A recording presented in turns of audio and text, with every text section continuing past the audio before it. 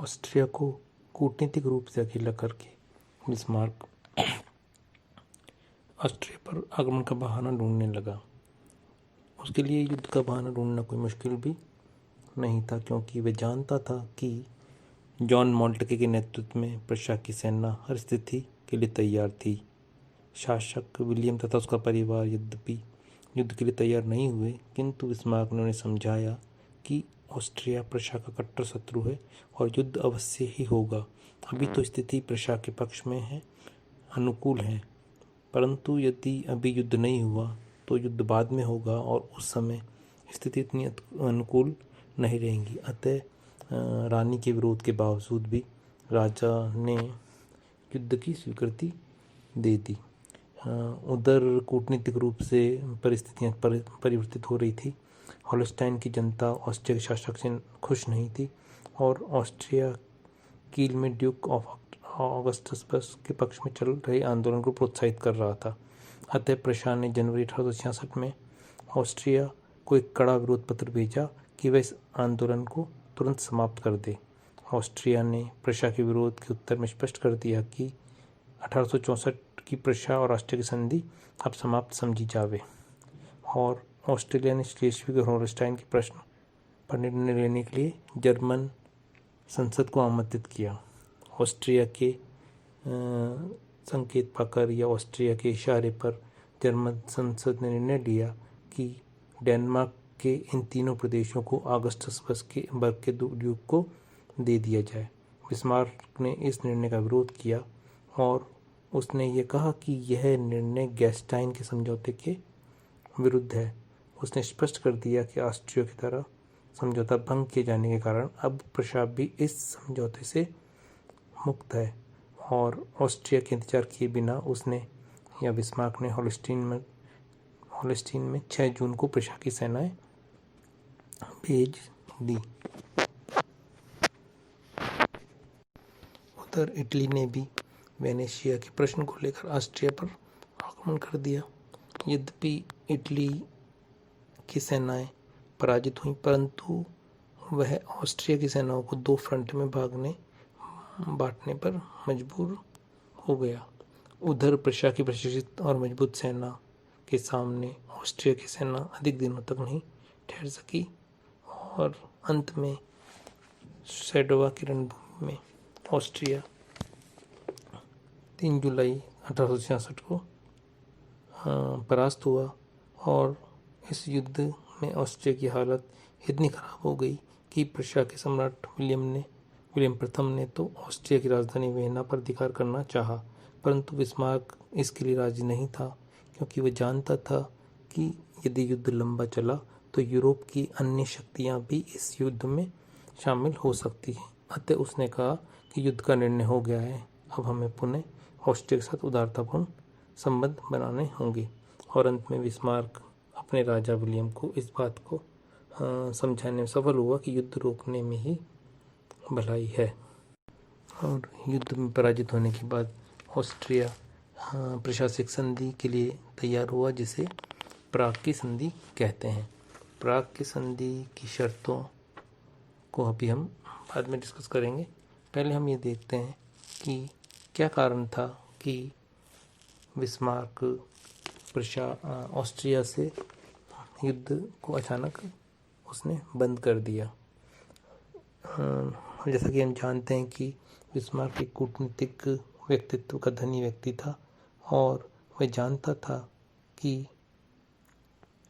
7 सप्ताह के अंदर यद्यपि उसने ऑस्ट्रिया को परास्त कर दिया है, किंतु उस शक्ति को पूर्णतः नष्ट नहीं कर पाएगा।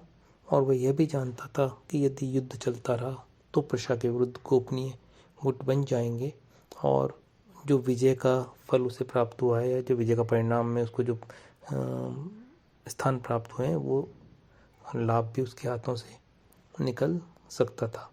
वह यह भी जानता था कि प्रशा की सेनाएं भी अभी उस समय तक आगे नहीं बढ़ सकती जब तक उसके पीछे का तोपखाना नहीं आ जाता, और इस तोपखाने को पहुंचने में 2 सप्ताह तक का समय लग सकता था।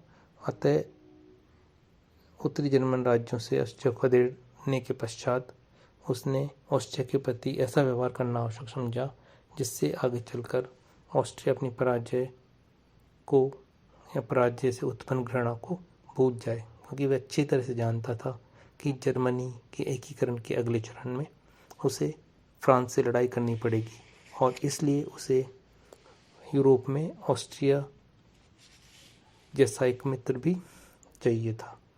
इस प्रकार 26 जुलाई को ऑस्ट्रिया से निकोल्सबर्ग के स्थान पर संधि की शर्तों में बातचीत शुरू हुई और उन शर्तों के आधार पर 23 अगस्त 1866 को प्राग की संधि की गई। इस संधि की शर्तें ऑस्ट्रिया के प्रति बहुत अधिक कठोर नहीं थी। संधि की शर्तों में पहली शर्त थी कि ऑस्ट्रिया ने अपने पुराने जर्मन परिसंघ को समाप्त करने की स्वीकृति दे दी। दूसरी शर्त के अनुसार हैनोवर, श्लेस्विग होल्स्टाइन, हेस्स-कैसल, नस्साउ आदि राज्य प्रशा में सम्मिलित कर लिए गए। तीसरी शर्त के अनुसार प्रशा के नेतृत्व में अब मेन नदी के उत्तर में स्थित राज्यों का एक नया संघ उत्तर जर्मन परिसंघ बन जाने की ऑस्ट्रिया ने स्वीकृति दे दी। और इतना ही नहीं, ऑस्ट्रिया ने इस परिसंघ से या उत्तर जर्मन परिसंघ से स्वयं को अलग रखने की भी रजामंदी दे दी।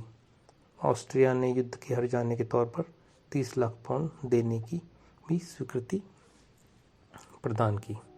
इस प्रकार बिस्मार्क ने ऑस्ट्रिया के साथ इतना उदार व्यवहार किया और उसका कारण यह था कि वह अच्छी तरह जानता था कि यदि ऑस्ट्रिया के साथ कठोर व्यवहार किया जाएगा तो यूरोप के अन्य देशों के हस्तक्षेप की संभावना बढ़ जाएगी। इसके अलावा मैं आपको पहले भी बता चुका हूँ कि फ्रांस से युद्ध होना वह असंभव ही मानता था और उस युद्ध में उसे ऑस्ट्रिया की तटस्थता की अपेक्षा थी। अतः वह ऑस्ट्रिया को हमेशा के लिए नाराज नहीं करना चाहता था। युद्ध के परिणाम स्वरूप ऑस्ट्रिया को ज़्यादा नाराज नहीं करते हुए जर्मन ने अपनी सीमाएं बढ़ा ली थी। प्रशा की सीमाओं में 27,000 वर्ग किलोमीटर की वृद्धि हुई। उसे कील का बंदरगाह मिल गया और संपूर्ण उत्तरी जर्मनी को संगठित करके प्रशा उसका अध्यक्ष बना। इस युद्ध के पश्चात प्रशा की गिनती यूरोप के शक्तिशाली और महत्वपूर्ण राज्यों में और बिस्मार्क की गिनती प्रभावशाली राजनीतिज्ञों में की जाने लगी। प्रशा के उदारवाद भूल गए और बिस्मार्क के कट्टर समर्थक बन गए, क्योंकि बिस्मार्क ने उदारवादियों को भी अपने साथ सम्मिलित करने का प्रयत्न किया। रूस भी ऑस्ट्रिया के पराजय से संतुष्ट हुआ। इस युद्ध के पश्चात कूटनीतिज्ञों ने यह कहा कि सेलेवा की भूमि पर ऑस्ट्रिया नहीं बल्कि फ्रांस की हार हुई है। युद्ध के पश्चात उत्तर जर्मन परिसंघ का निर्माण किया गया। बिस्मार्क ने जर्मनी राज्यों को संगठित किया और उनको मिलाकर जर्मन राज्य संघ का निर्माण करना वह चाहता था, लेकिन उस समय के लिए जर्मनी को संगठित करना संभव नहीं था, क्योंकि दक्षिण जर्मन राज्यों को उनकी इच्छा के विरुद्ध इस संघ में सम्मिलित नहीं किया जा सकता था। अतः बिस्मार्क ने यह काम भविष्य के लिए छोड़ दिया, क्योंकि बिस्मार्क जानता था कि दक्षिण के राज्यों पर फ्रांस का प्रभाव है। अतः उसने केवल उत्तर के 21 राज्यों को प्रशा के नेतृत्व में मिलाकर उत्तर जर्मन परिसंघ का गठन किया।